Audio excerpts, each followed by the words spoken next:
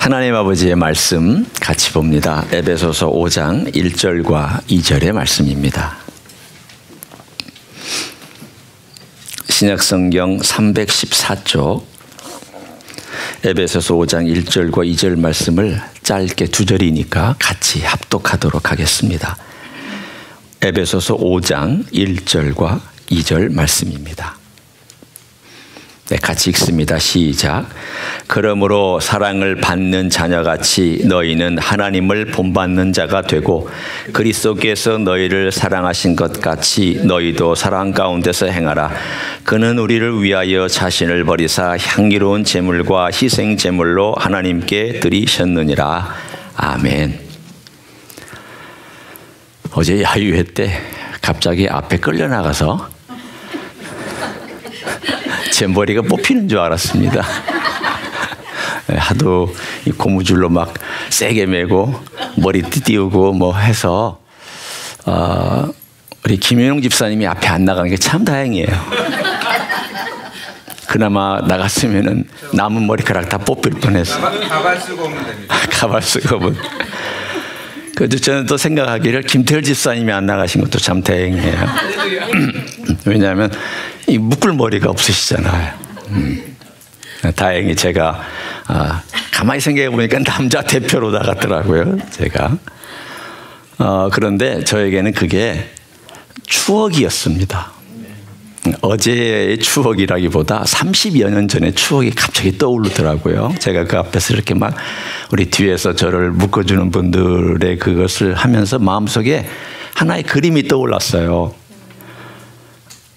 우리 딸아이가 어렸을 때 한 몇 살인지 기억이 잘 안 나지 않습니다. 한 4살, 5살 됐을 때 갑자기 미장원 놀이를 하자고 저보고 그러더니 안방에 끌려갔어요.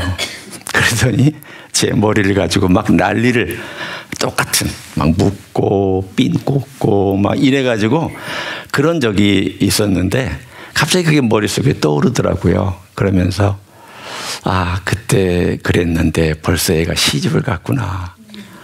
벌써 그렇게 됐구나. 그게 30여 년 전이구나 라고 하면서 저에게는 어제 그 이벤트가 추억의 여행이었습니다.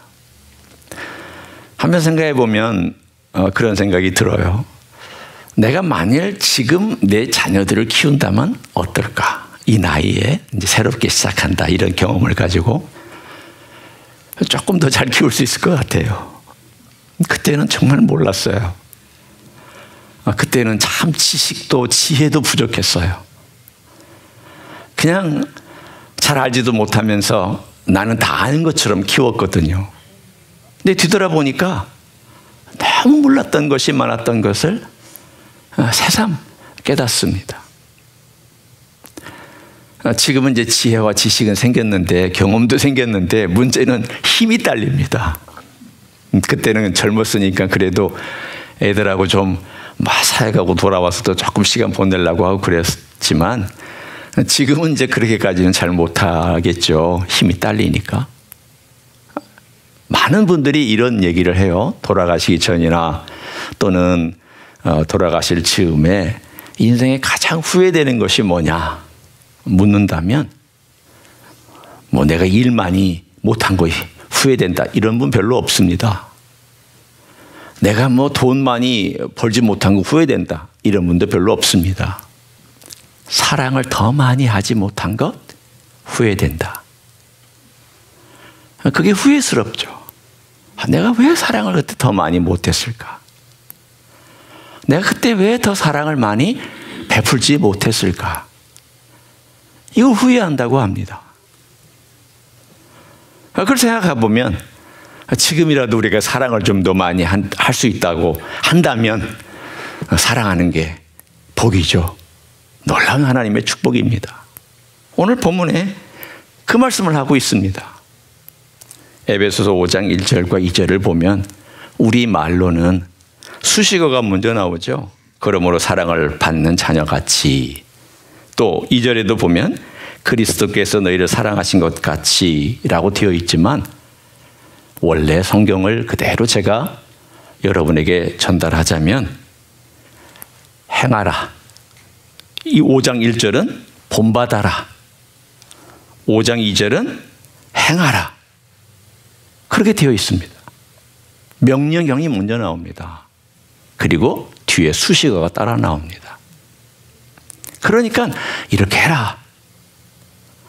이건 명령이지만 이 명령에는 이렇게 순종할 수 있는 근거가 있기 때문에 명령하고 있습니다. 그게 뭘까요? 이제 우리말 성경에 있는 순서대로 보자면 그게 바로 사랑을 받는 자녀 같이. 2절에 그리스도께서 너희를 사랑하신 것 같이. 이 같이라고 하는 바로 이 표현입니다. 사랑은 받아야 줄 수 있어요. 사랑은 받아봐야 남을 사랑할 줄 알아요. 그리고 사랑도 받아본 사람이 어떻게 사랑하는지를 압니다. 그러니까 우리가 많이 사랑을 받아봐야 많이 사랑하게 되거든요. 그러면 여러분 아마 이렇게 질문하실 거예요. 저는 부모님으로부터 그렇게 많은 사랑을 받지를 못했습니다. 걱정하지 마세요. 여러분 부모님은 여러분을 그렇게 끔찍하게 사랑을 못해 주셨는지는 몰라도 여러분을 사랑하시는 하나님 아버지는 여러분을 끔찍하게 사랑하십니다. 그 얘기를 오늘 하고 있습니다. 걱정하지 마. 너 인간 아버지는 너를 그렇게 사랑 못했을 수도 있고 특별히 거칠게 살아온 그 세대에는 아버지들이 사랑하는 법도 모르고 그냥 돈 벌고 생존하기 바빠서 자녀들에게 사랑 표현도 제대로 못하고 또 사랑하는 법도 서툴렀다. 하지만 걱정하지 마라. 하늘에 계신 아버지가 너희를 얼마나 사랑하는지를, 그렇게 너희를 사랑한다는 것을 내가 말하고 싶다. 사도 바울이 그래서 오늘 여기에 사랑을 받는 자녀같이라고 말하고 있습니다. 이 말은 사랑을 받고 있다. 너희는 사랑을 받고 있다. 그리고 그 사랑은 또한 예수님께서 너희를 사랑하신 그 사랑이다. 그리고 지금도 예수님께서 너희를 그렇게 사랑하고 있다. 이 사랑 때문에 원래 원으로 돌아가면 본받아라, 사랑해라, 이렇게 명령하고 있습니다. 우리가 사랑을 받았다라는 점에서 우리는 수동적인 그러한 받음의 상태에 있습니다. 사랑은요, 능동적으로 먼저 못합니다. 받아야 줍니다. 안에 있어야 베풀 수 있습니다. 그래서 저는 이것을 일종의 샘이라고 표현하고 싶습니다. 여러분, 샘이 있으면 이게 파운틴이라는 게 있잖아요.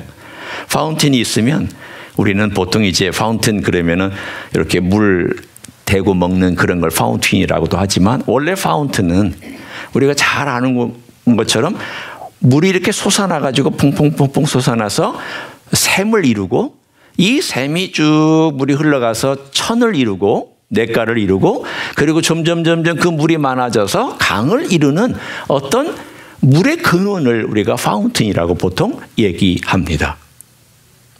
그런데 그 파운틴을 보면 참 신기해요. 물이 어디서 솟아나오는지 이게 뽀글뽀글 계속 솟아나옵니다. 그리고 그 샘이 얼마나 크냐에 따라서 그 물줄기가 얼마나 많이 혹은 얼마나 크냐가 결정됩니다. 그러니까 우리가 이 무언가 받아야 무언가를 줄 수 있고요. 내가 무언가를 가지고 있어야 무언가를 베풀 수가 있습니다. 없는 데서는 베풀 수가 없습니다.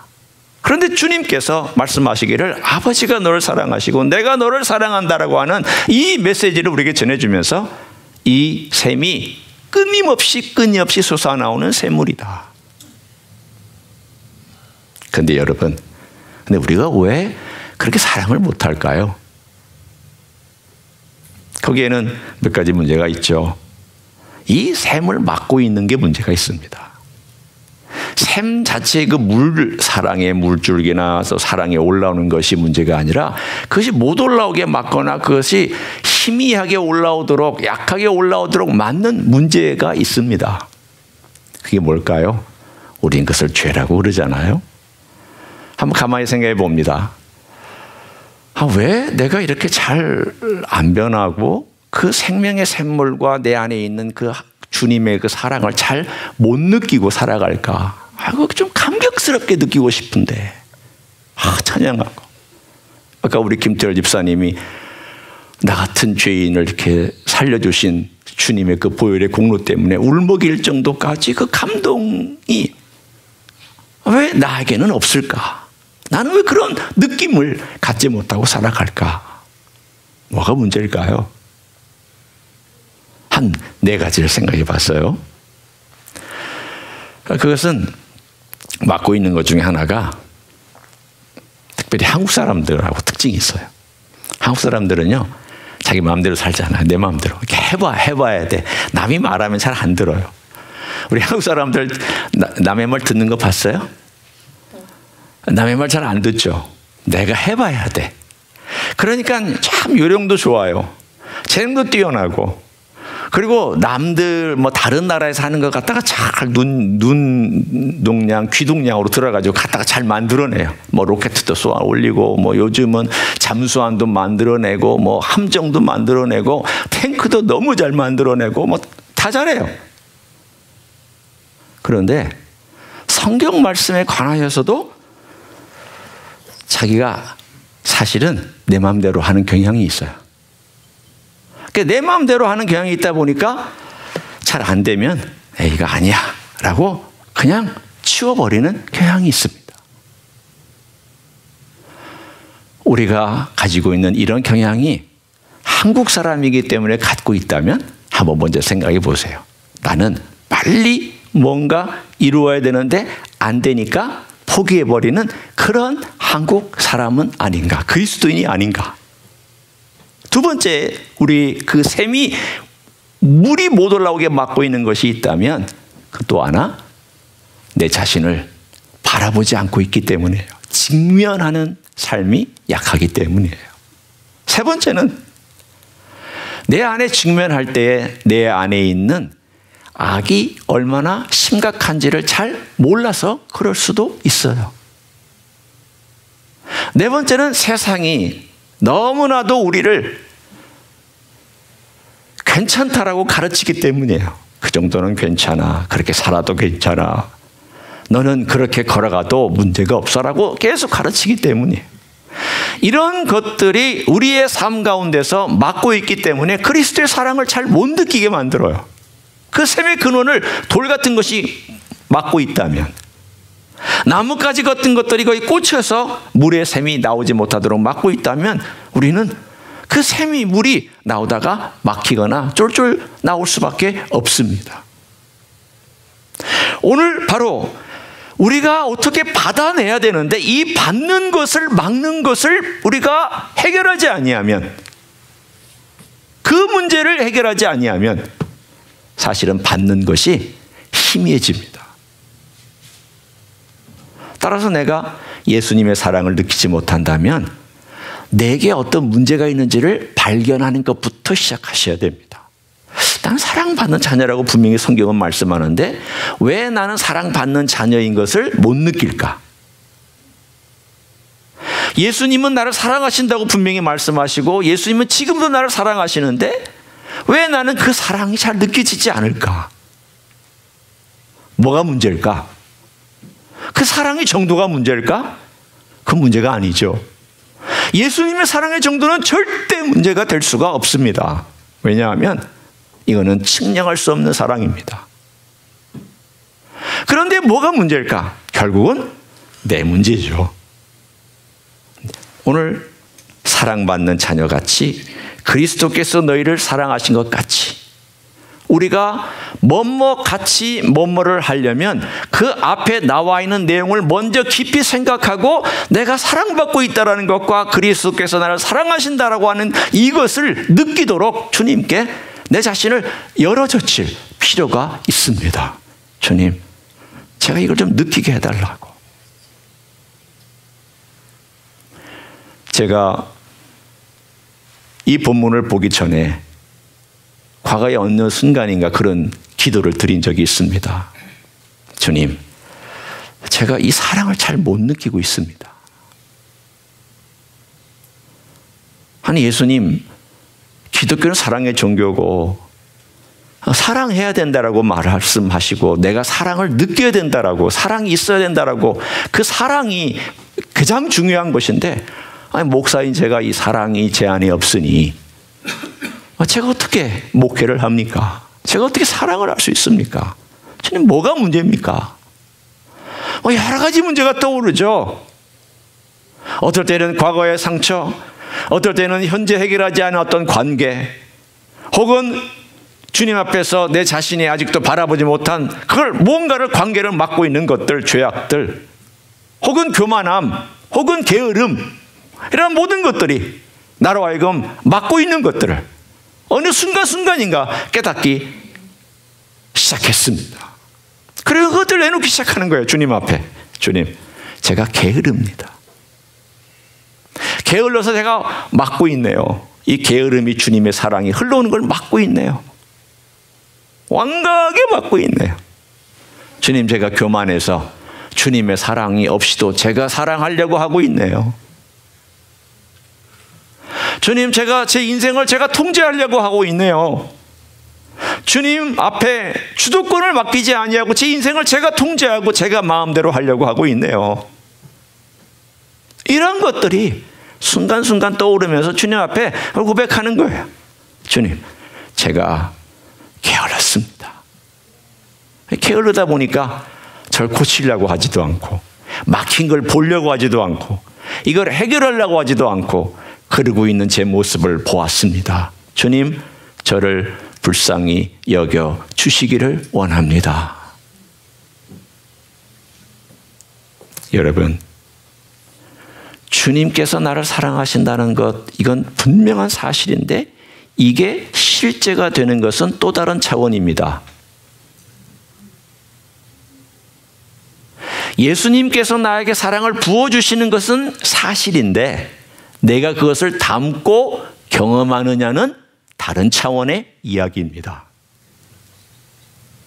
내가 부어주시는 것만큼 느끼고 그것을 경험하기 위해서는 그 문제들 해결할 수 있어야 됩니다. 그리고 나면 우리가 그 다음 차원으로 넘어가기 시작하죠. 자, 보겠습니다. 어떤 차원이 있는지를 한번 보시죠. 5장 1절과 2절을 제가 다시 한번 읽어드립니다. 그러므로 사랑을 받는 자녀 같이 너희는 하나님을 본받는 자가 되고, 2절 똑같아요. 구조가. 그리스도께서 너희를 사랑하신 것 같이 너희도 사랑 가운데서 행하라. 그럼 뭘 보여주시냐면, 사랑을 받은 자녀가 그 사랑 때문에 자연스럽게 동기부여가 되는구나. 어떤 동기부여가 되냐면 내가 사랑을 좀 본받고 싶다. 이 사랑을 좀 따라가고 싶다. 라는 동기부여를 받는구나. 그러면 그 사랑이 어떤 사랑인가를 알아야 되잖아요. 아버지가 우리를 어떻게 사랑하셨느냐. 그것은 예수님이 우리를 어떻게 사랑하셨느냐. 그걸 보면 돼요.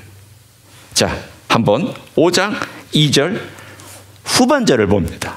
예수님이 어떻게 우리를 사랑하셨는지 제가 천천히 읽을 테니까 여러분이 한번 어떤 사랑인지 여러분 머릿속으로 생각해 보시면서 따라오십시오. 그는 우리를 위하여 자신을 버리사 향기로운 제물과 희생 제물로 하나님께 드리셨느니라. 제가 이것들을 좀 여러분과 나누기 원합니다. 첫 번째는 우리를 위하여. 사랑은 상대방을 위하는 것입니다.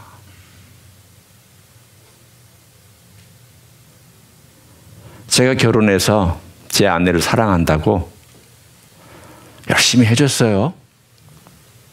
제 나름대로는. 근데 별로 기쁨이 없었어요. 상대방이. 왜 그랬을까요? 내 식대로 사랑해서 그래요. 내가 너를 위해서 이만큼 해주는데 너 기뻐해.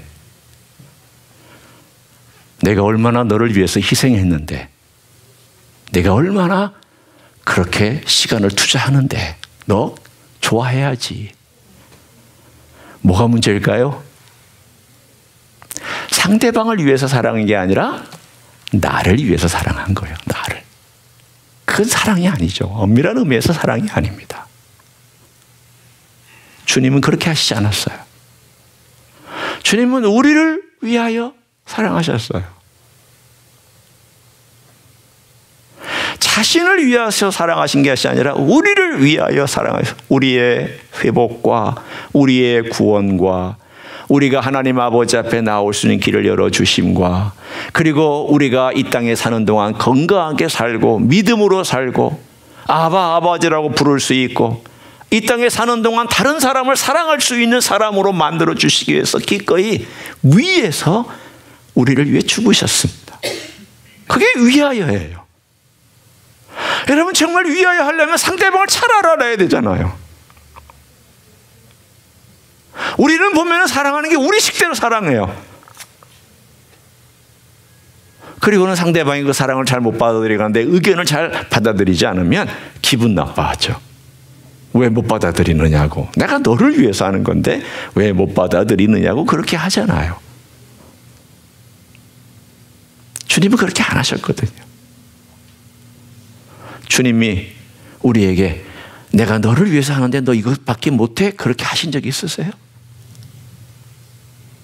그렇게 안 하시잖아요. 저는 이런 주님의 사랑을 생각할 때마다 너무나도 턱없이 부족한 제가 어떻게 주님을 따라갈 수 있을까? 처음부터 막힙니다.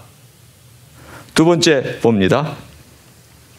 자신을 버리사 자신을 버렸다고 되어 있습니다.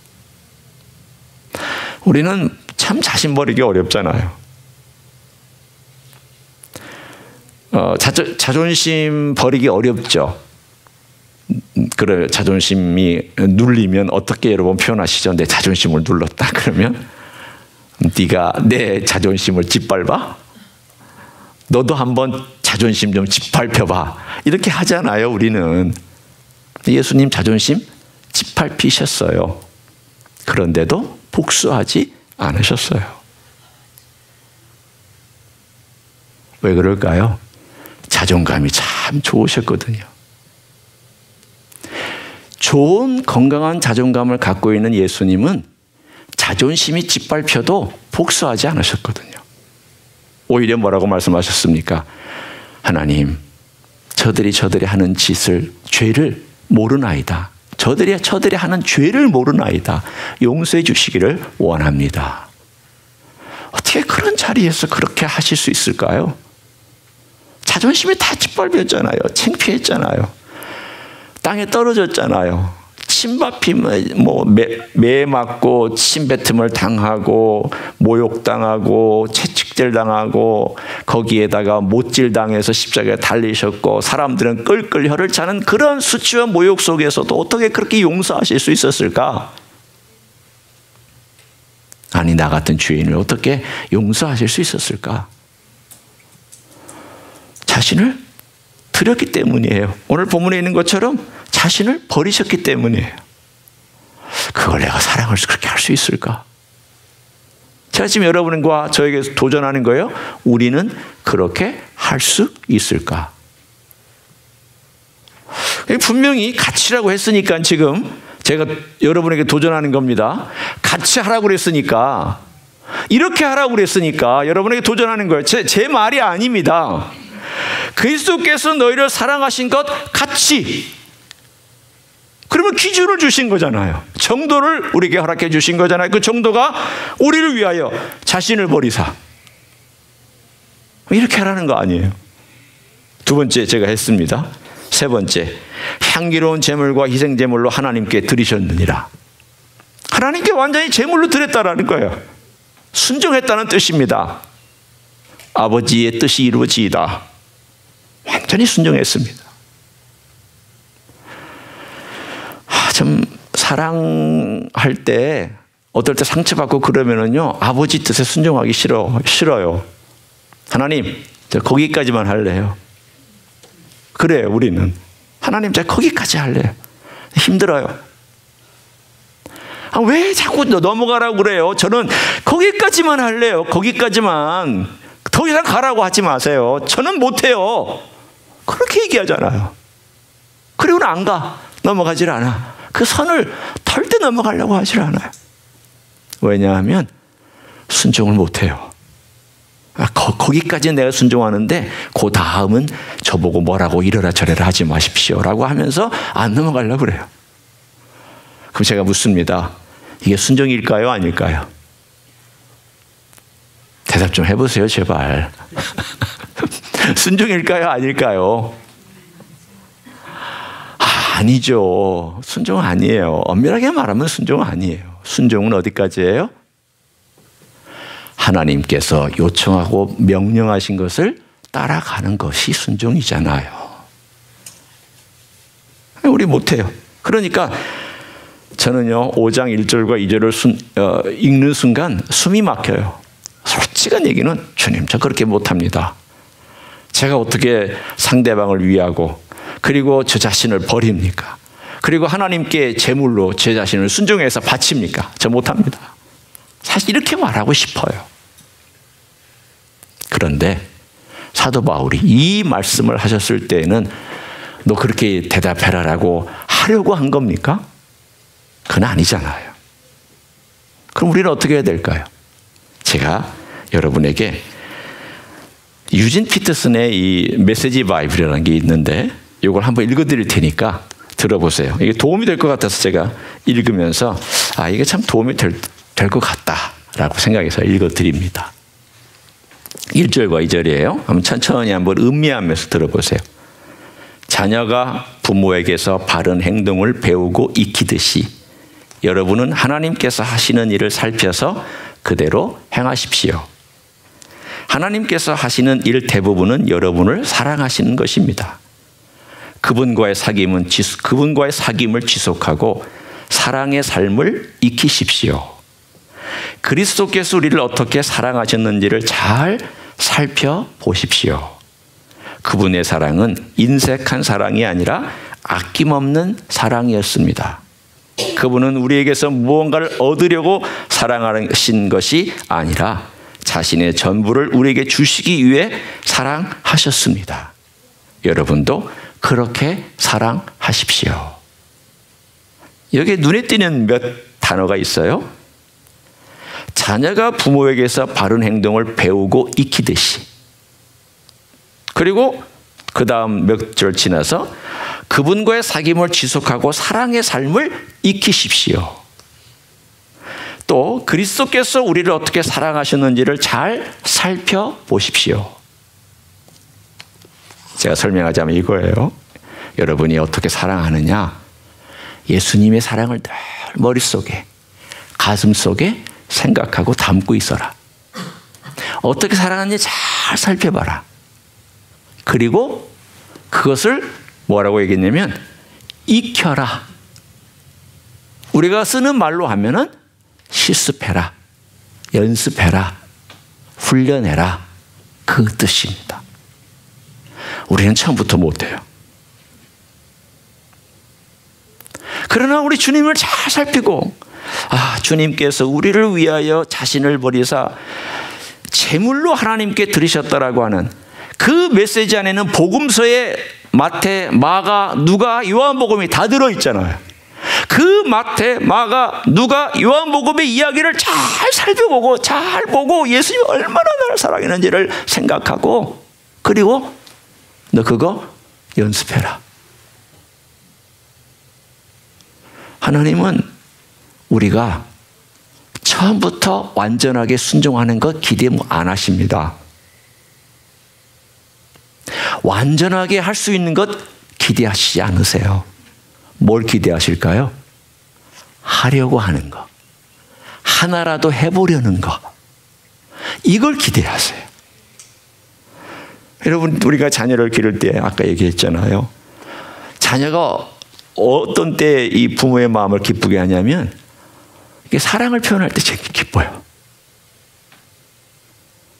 와서 이렇게 안아주거나 뽀뽀하거나 그리고 그 삐뚤빼뚤한 그 글씨 가지고 이만한 카드 만들어 가지고 뭐 아빠 생일 축하해요, 사랑해요, 이런 카드 여러분도 갖고 계시죠? 어렸을 때 만든 우리 자녀들이 만들어준 카드 갖고 계시잖아요. 그런 사랑을 표현할 때 너무 마음이 뿌듯하고 기분이 너무 좋아요. 저도 지금도 갖고 있어요. 그 옛날 우리 딸 아들들이 아들들이 아니죠, 아들이죠. 딸 아들이 만들어준 카드 지금도 갖고 있어요. 그리고 그거 볼 때마다 마음이 너무 흐뭇해요. 제가 한국에 있을 때는 그 카드를 딸 거, 아들 거 이렇게 제가 그 목회했던 그 방에다가 걸어놓은 적도 있어요. 하나님 마음도 똑같습니다. 하나님이 큰 걸 기대하는 거 아니에요.